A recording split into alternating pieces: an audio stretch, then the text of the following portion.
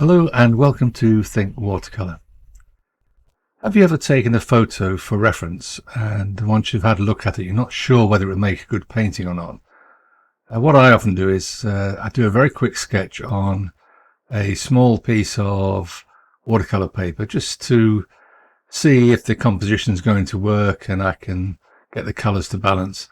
Just a quick sketch, almost like a value sketch in black and white, but just using a bit of colour. And if you do it on a small piece of paper, then you're not wasting much paper, and if it works out, then you can scale it up. My wife and I were out for a walk with my son and daughter-in-law recently, and I'd already gone through the gate with my son. I turned around, saw this image, and took a quick snap, thinking it may work out as quite a nice painting. So what I'm going to do is sketch it on a small piece of watercolour paper and see how it works out. I've loosely sketched the main details of the image on this piece of Saunders Waterford 300 gram rough paper. It's roughly 8 inches wide by 6 inches high. I've only put a few marks in here and there just to locate various parts of the image, and I'm not going to look at the photograph anymore. I'm just going to try and do it from memory, having had a good look at the picture. I'm going to start with the sky. This is cobalt blue with a touch of cerulean blue, very light sky, very weak mix.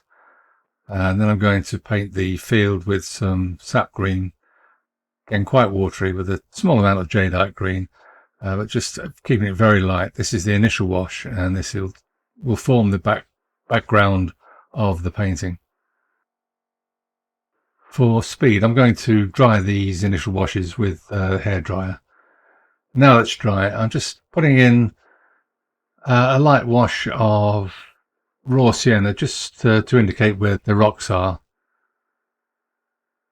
And here I've added some jadeite green to the earlier green mix just to darken it and just loosely indicating some of the undergrowth around the rocks and the dry stone wall there. Keeping it all very vague. I'm just trying to get a feel for how the painting would look as a finished painting. And this is a great way, if you're, especially if you're a beginner, to mess around with your paints and just have some fun while you try to figure out if the finished painting is going to work. I'm just scumbling in with a small brush the sort of mid-tones for the foreground grasses, mixture of jadeite green and sap green.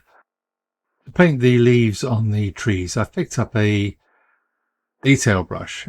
They have a nice long tip to them, but quite a fat body, and they're ideal for scumbling in leaves and just giving a vague impression of leaves on the trees. I'll add some darker colours as we go along. Keeping it all very vague, just trying to do this from memory. I'm not looking at the reference photo.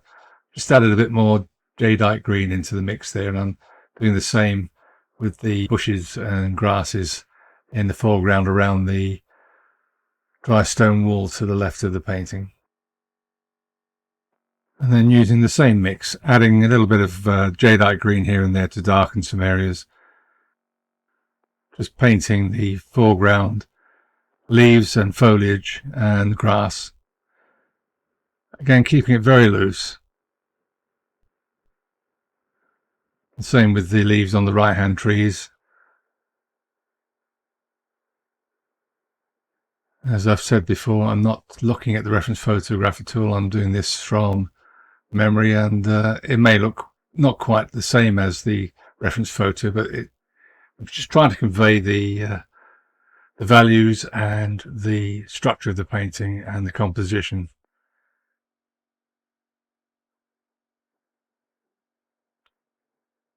Just going darker here and there, just to pull the foreground forward in the eye of the beholder.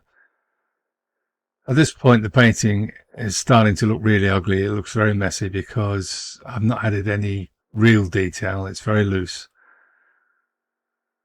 Just mixed up some Van Dyke brown with some yellow ochre just to put some more colour on those rocks and stones. Letting it blend wet in wet. Again, not being too careful with detail.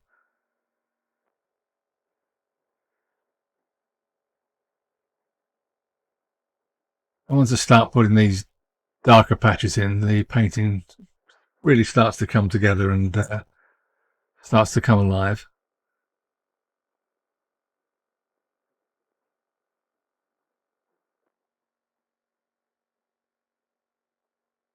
Just adding a few darker patches on that big stone to the right of the gateway.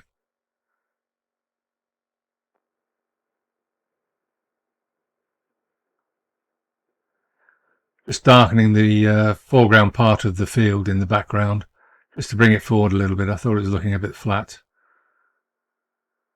Just hinting at some distant trees on the hedgerow, the other side of the field. Again, keeping it pretty vague.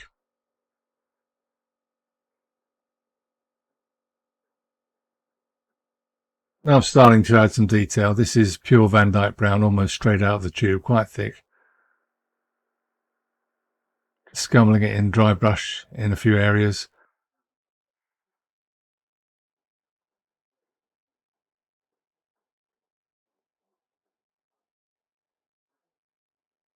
Not paying too much attention to detail, but I want to try and convey that there's a battered old fence and a dry stone wall. And now that I'm adding the details, some of the shadows on the wall and the stonework around the gate, the painting really starts to come together.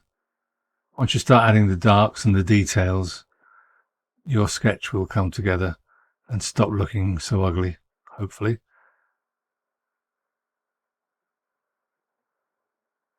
And this is all from memory, so it may not look perfectly right, but it conveys the idea that these are some stones in front of the gate to allow people to walk through without getting too muddy when it's been raining.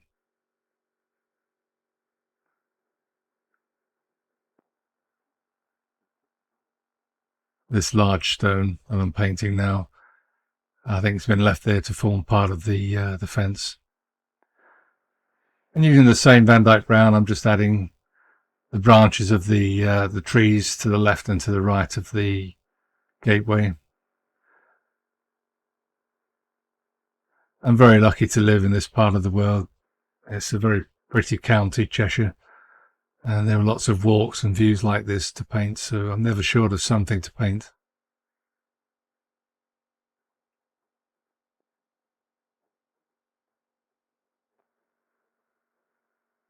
Leaving some gaps just to suggest that the trunks and the branches are hidden by clumps of leaves.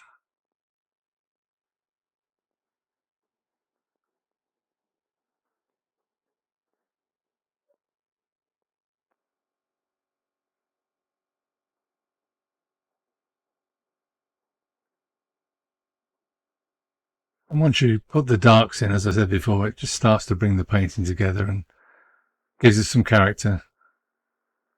Only a quick sketch this, but still want to make a good job of it. I'm just indicating the heads of the figures with some light red and just using some cobalt blue for their jeans.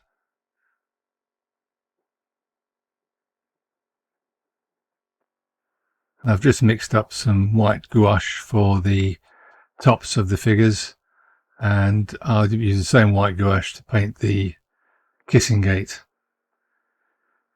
Kissing gates are very common in the English countryside and probably the whole of the UK, in fact, for keeping sheep and cattle in fields and allowing walkers to cross the footpaths and enter and exit the fields without letting the sheep get out or whatever livestock there is in the field. Just adding a little bit of neutral tint, just go along the edge of the framework of the kissing gate. It's a metal gate. I've just painted it with white gouache for the sake of this sketch. Just adding the arms of my wife and daughter-in-law.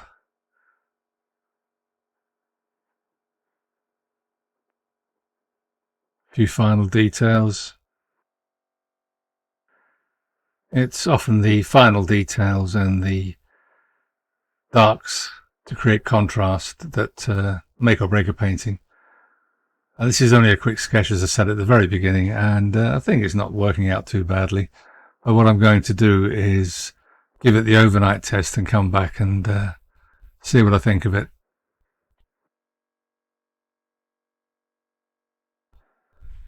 Okay, I've left the painting overnight to see what I think of it the next day, and looking at it today, it's not a bad quick sketch, and I think it will make a good finished painting. The great thing about doing these preparatory sketches is that you can see areas where you would improve in the finished piece. For example, the darks on the trees I'll make darker, the tree trunks I'll make darker, they're a bit on the light side. The field I will have more of a graduated wash towards us, getting darker towards the foreground, and maybe darken some of the areas of the ground this side of the gate. But other than that, it's not too bad. Do have a go at doing these preparatory sketches. They really are good practice. They don't take very long, and you're not wasting a lot of paper, and you get to know your colours. I do hope you found this quick demonstration useful. If you did, do give it a like. It really helps with YouTube spreading the word. If you're not a subscriber, do subscribe and hit the notification bell for future videos. And once more, thanks for watching.